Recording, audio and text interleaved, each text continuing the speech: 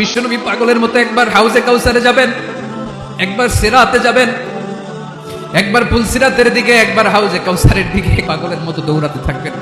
তার কোনো গুনাহগার উম্মত যাতে জাহান্নামে ঢুকে না যায়, সেদিন কেউ সুপারিশ করতে পারবে না বিশ্বনবী ছাড়া।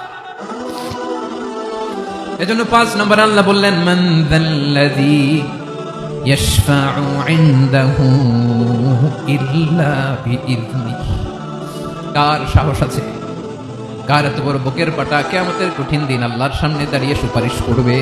কারো ক্ষমতা নেই, কারো ক্ষমতা নাই। বিশ্বনবী সেদিন সিজদায় পড়ে উম্মতের জন্য কাঁদবেন, সবাই কাঁদবে, নফসি নফসি, আল্লাহ আমারে বাঁচাও, আল্লাহ আমারে বাঁচাও। বিশ্বনবী বলবেন, উম্মতি উম্মতি। বিশ্বনবী আমার জন্য কাঁদবেন, আপনার জন্য কাঁদবেন, আমাদের জন্য সেদিন কেঁদে কেঁদে জাহান্নামের দরজায় দাঁড়িয়ে আমাদেরকে টেনে টেনে জান্নাতে ঢুকাবেন। এজন্য এই বিশ্বনবীর ভালোবাসা যেন আমাদের হৃদয়ে ভরপুর থাকে। আমার ভাইয়েরা, প্রতি শুক্রবার বিশ্বনবীর উপরে বেশি বেশি যেন আমরা দুরূদ পড়ি। আমরা যখন বিশ্বনবীর সালাম দেই, দুরূদ পড়ি, একদল স্পেশাল ফেরেশতা আছে যারা বিশ্বনবীর দুরূদটা নিয়ে সরাসরি বিশ্বনবীর রওজায় যায়, যে বলে অমুকের বেটা অমুক আপনারে সালাম দিয়েছে। বিশ্বনবী নিজ কবরের থেকে নিজেই সালামের উত্তর দেয়।